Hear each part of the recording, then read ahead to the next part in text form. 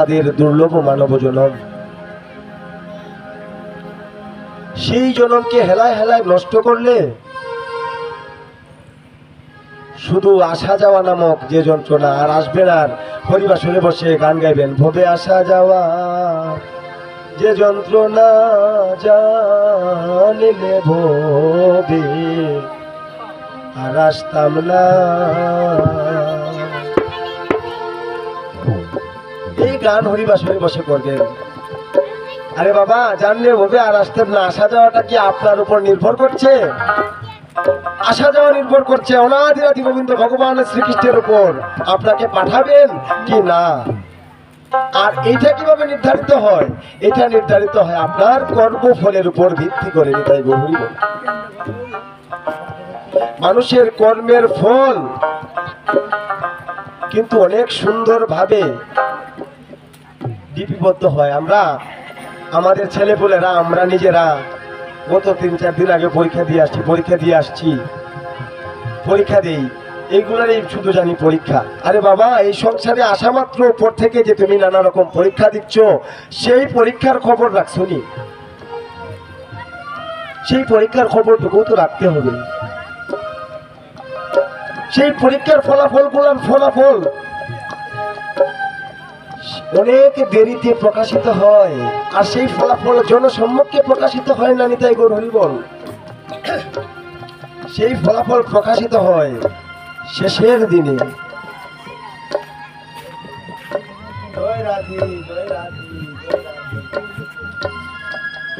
সেই ফলাফল প্রকাশিত হয় শেষের দিনে। তো একদিন এক পাপাচ্ছন্ন ব্যক্তি ছিল। সেই ব্যক্তি এতই পাপাচারী ছিল, এতই স্বৈরাচারী ছিল যে জীবনে কোনো প্রকার পুণ্যকর্ম লিপ্ত হয় নাই। হরিবাসর সংকীর্তন হয়েছে, হরিনাম সংকীর্তন হয়েছে, সেখানে যাওয়া তো দূরের কথা, হরিনাম সংকীর্তনের ধ্বনিটুকু যে জায়গা পর্যন্ত যায়, সেই জায়গা পর্যন্ত ত্যাগ করে চলে গিয়েছে। সে এমন একজন পাপাচ্ছন্ন ব্যক্তি, দুর্ব্যবচারী, ব্যবহারকারী ব্যক্তি। আর ওইদিকে যে ফলাফল লেখা হচ্ছে, খাতা লেখা হচ্ছে, সেই জায়গায় নীল কলমে শুধু পাপের কথা, পাপের ইতিহাসে লেখা হচ্ছে। তো একদিন প্রচন্ড জ্বর বইতে লাগলো। জ্বর বহার সাথে সাথে ওইদিকে একজন বৈষ্ণব, পরম বৈষ্ণব যাকে বলে আর কি, যে বৈষ্ণবের চরণধুলি আমাদের মস্তকে ধারণ করলে বৈকুণ্ঠে গমন একেবারে সহজ হয়ে গেল। সেই পরম বৈষ্ণব ওইদিকে যাচ্ছিলেন। আর জ্বর তুফান আসলে আমরা কি করি গো মায়েরা, বাবারা? আমরা দৌড়ে একটা পাশে যা পাই তার ভিতরে গিয়ে কোনো রকম প্রাণ বাঁচানোর চেষ্টা করি। সেই পরম বৈষ্ণব ওই দিনকা আশেপাশে কোনো কিছু না পেয়ে সেই দুর্ব্যবহারকারী, সেই পাপাচ্ছন্ন ব্যক্তির ঘরে গিয়ে প্রবেশ করলেন। ঘরে প্রবেশ করেন নাই, প্রবেশ করলেন বারান্দায়, শুধু কোনো রকম প্রাণটা রক্ষা করার জন্য। নিতাই গৌর হরি বল। তখন সেই ব্যক্তির ওই দিন কি হলো, ভগবানের কোন কৃপা বর্ষিত পূর্বজন্মের স্বীকৃতির ফলে সেদিন এক অনাকাঙ্ক্ষিত ঘটনা ঘটে গেল। সেই পাপাচ্ছন্ন ব্যক্তি ওই দিন সেই বৈষ্ণবকে যে মানুষ দেখতে পারে না, তার দৃশ্যমানায় মানুষ আসলে দূর দূর করে তাড়িয়ে দেয়, সেই ব্যক্তি ওই দিন এই পরম বৈষ্ণবকে না জেনে দরজা খুলে দিয়ে ঘরের ভিতর প্রবেশ করার জন্য আমন্ত্রণ জানালো। তাই বৈষ্ণব তার প্রাণ রক্ষা করার জন্য ঘরের ভিতরে প্রবেশ করলেন। আর তুচ্ছ তাচ্ছিল্যের সহিত সেই পাপাচ্ছন্ন ব্যক্তি একটি কেদারা, যেটাকে আমরা চেয়ার বলি, এগিয়ে দিলেন, যে বসেন। কোমল সুরে নয়, রুক্ষ সুরে বসেন। আর সেই বৈষ্ণব নিরুপায় হয়ে সেই চেয়ারে বসে কতক্ষণ ঝড় না কমা পর্যন্ত সেই গৃহে অবস্থান করলেন। এর কিছুদিন পরে সেই পাপাচ্ছন্ন ব্যক্তিটি দেহ ত্যাগ করে চিরতরে চলে গেল। মৃত্যুর পরে ওই যে বললাম সকল কিছুর হিসাব নিকাশ হয়। ভগবান ইন্দ্র হিসাব করছেন আর দেখতেছেন যে সকল সারা জীবনের শুরু থেকে শেষ পর্যন্ত শুধু নীলকালির কলমে লেখা, কোন প্রকার নীলকালির কলমটা হচ্ছে পাপাচ্ছন্ন লেখা, পাপের কর্মগুলা লেখা, শুধু নীলকালির কলমে লেখা অর্থাৎ পাপাচ্ছন্ন কর্ম। তো ভগবান যিনি দেখছেন সেই যমরাজ বলছেন যে ভগবান, এর আর কি দেখবো, এর তো পুরো খাতায় নীল কলমে ভরা, এর তো কোনো জায়গায়ও একটা ফাঁকা স্থানেও লাল কলমের দাগ নেই। বলছে ভালো করে দেখো,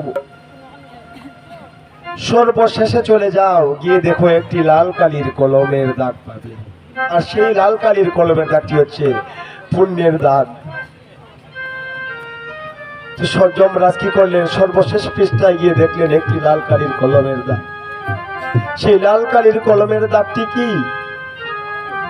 সেই লাল কালির কলমের দাগটি ওই যে বৈষ্ণবকে অনাকাঙ্ক্ষিত ভাবে, অযাচিত ভাবে বৈষ্ণবকে বসতে দিলেন, সেই লাল কলমের দাগ। আমরা কি করি, নিজের পিতা মাতাকেই গৃহে রাখতে চাই না, বসাতে চাই না। একজন মানুষ আসলে তো দূরের কথা ভালোভাবে আপ্যায়ন করব, কিন্তু আমরা তো এটা কখনো ভাবি না যে এই মানুষের মধ্যে পরম বৈষ্ণবের অবস্থান হয়তো থাকতে পারে, আর সেই পরম বৈষ্ণবকে একটু আশ্রয় করি আমরা বহুবারের তরুণী পার হইতে পারিব। হে ভক্তগণ, আপনাদের রাতুল চরণে আমি অধমের নিবেদন রইল, আপনারা কোনো মানুষ আসলে, কোনো অতিথি আসলে তাকে নারায়ণ জ্ঞানে সেবা করে, শেষের দিনের কথা চিন্তা করে তাকে নারায়ণ জ্ঞানে আপ্যায়ন করে তাকে বিদায় করবেন। কারণ আমাদেরকে পার সবাইকেই হইতে হবে, এই করিতে হচ্ছে সকল কিছুই উল্টো। পিতার আগে পুত্র চলে যায়, মায়ের আগে মেয়ে চলে যায়, কাকে কখনো চলে যেতে হবে বলা যায় না। এর মধ্যে দিয়ে যদি একটু ভগবানের নাম সংকীর্তন, ভগবানের নাম, ভগবানের কার্য দিই, একটু যদি অযাচিত ভাবে মনের অজান্তেই কোনো নারায়ণকে, কোনো অতিথিকে আপ্যায়ন করে আমরা করতে পারি, তাহলে আমাদের এই মানব জীবন যে আসা যাওয়া, সেই আসা যাওয়া বন্ধ হয়ে যাবে। তো সর্বশেষ পৃষ্ঠায় যখন লাল কালির দাগটি দেখলেন, তখন বললেন যে সকল তো পেলাম, এখন ওকে ডাকো। ডাকলেন যে তুমি তো সারা জীবন যা করেছ এগুলার কোনো প্রকার নেই, তোমাকে অনেক দিন যাবৎ শাস্তি ভোগ করতে হবে, নরক যন্ত্রণা ভোগ করতে হবে। তবে সেই পাপাচ্ছন্ন ব্যক্তি বলছে, হে প্রভু, আমি জানি গো, আমি আমার জীবনে যা করেছি সকলে কিছুই ভুল করেছি, আমার জীবনে ভুলের বাহিরে কিছু ছিল না। আমি জানি আমার নরক যন্ত্রণা সহস্র কোটি বৎসর ভোগ করতে হবে।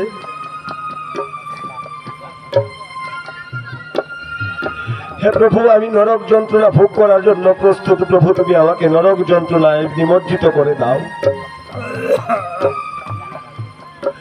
বলছে না, এর মধ্যে আরো কিছু কথা রয়েছে। তুমি সারা জীবনে যে কর্ম করেছো, এর মধ্য দিয়ে শেষে তুমি কিছুদিন এই ধরাধাম ত্যাগ করার পূর্বে তুমি কিছুদিন পূর্বে তুমি একটি পুণ্য কর্মে লিপ্ত হয়েছিল, তুমি তোমার মনের অজান্তে নিতাই গুরু হইব।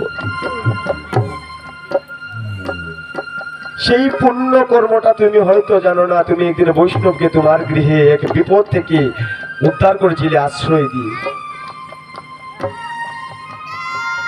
সেই পুণ্য কর্মের জন্য তুমি একটা বার মানব জন্ম লাভ করার সুযোগ রয়েছে। নিতাই গৌর হরি বল।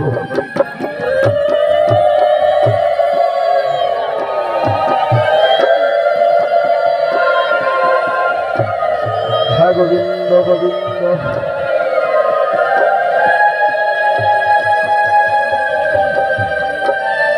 এখন বলো, তুমি তোমার নরক যন্ত্রণা আগে ভোগ করবে না তুমি তোমার সেই মানব জন্ম আগে ভোগ করবে? বলছে, হে প্রভু গো, যেহেতু একটি পুণ্যের ফলে আমার একবার মানব জন্ম লাভ করার মতো স্বীকৃতি হয়েছে, আমি আপনার কাছে তোমার দিনে নিবেদন করছি প্রভু গো,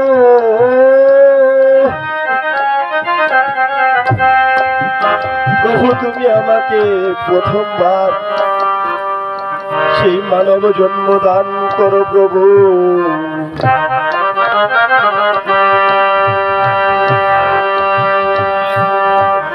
আমি যদি পূর্ব জন্মের স্বীকৃতি অনুযায়ী পাপ কর্মের ফলাফল গুলা আগে ভোগ করি, তাহলে আমি জানি না কবে এই দুর্লভ মানব জন্ম আমার হবে।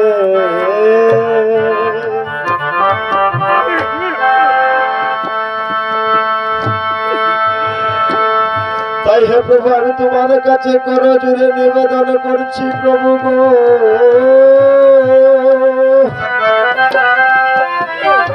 প্রভু তুমি আমাকে প্রথমবার মানব জন্মে দান করে আমাকে মনুষ্য রূপে পৃথিবীতে পাঠিয়ে আমাকে বৈষ্ণব চরণ আশ্রয়ের সুযোগ করে দাও প্রভু গো। আমি যেহেতু সুযোগটুকু পেয়েছি প্রভু, আমি প্রথমবার মানব জন্ম ধারণ করতে চাই। হে প্রভু, তুমি তো আমাকে মানব জন্ম ধারণ করার জন্য সুযোগ দিবে ঠিকই, কিন্তু হে প্রভু এই পুণ্যের স্বীকৃতি স্বরূপ আমি তোমার কাছে আরেকটা জিনিস চাই প্রভু, আমি যেন পরবর্তীতে মানব জন্ম মনুষ্য দেহ ধারণ করে ধরাধামে গিয়ে আমি যেন সাধু সঙ্গ করতে পারি, আমি যেন বৈষ্ণবের চরণ দুলা গ্রহণ করতে পারি, আমি যেন সদা সর্বদা হরিনাম সংকীর্তনে নিমজ্জিত থেকে আমি যেন ভগবানের রাতুল চরণে বিলীন হতে পারিনি। তাই গোর হরি বল হরি বল। প্রভু তুমি আমাকে সেই সুযোগ করে দাও প্রভু, তুমি আমাকে একটা বার সেই সুযোগ যেহেতু এসেছে তুমি আমাকে সেই সুযোগ দাও, আর সেই সুযোগের মধ্যে আমার বিশেষ চাওয়া হচ্ছে আমি যেন সেই ধরাধামে গিয়ে পরম বৈষ্ণবদের সঙ্গে সঙ্গ করতে পারি এবং হরিনাম সংকীর্তনে সদাই নিমজ্জিত হয়ে থাকতে পারিনি। তাই গোর হরি বল হরি বল, সবাই প্রেম সে বাহু তুলে হরি বল হরি বল হরি বল।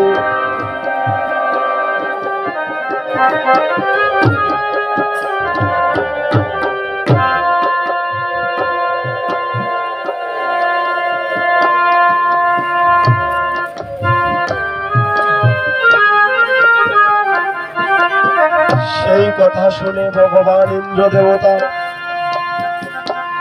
তাকে সেই পুণ্যের স্বীকৃতি স্বরূপ এই ধরাধামে পাঠালেন এবং তার যে লাস্ট সর্বশেষ মনোবাঞ্ছা ছিল হরিনাম সংকীর্তনের সাথে যেন সদা সর্বদা যুক্ত থাকতে পারে, সেই সুযোগটুকু করে দিলেন এবং সেই ধরাধামে আসার পরে সেই পাপাচ্ছন্ন ব্যক্তি জন্মের দিন থেকেই জীবনের শেষ অবধি ভগবানের নাম সংকীর্তনে নিমজ্জিত থাকলেন এবং সেই এই জন্মের পুণ্যের স্বীকৃতি স্বরূপ পূর্বের যত পাপ ছিল সমস্ত পাপ কেটে গিয়ে তিনি স্বর্গ প্রাপ্ত হলেন। তাই গৌর হরি বল হরি বল হরি বল হরি বল।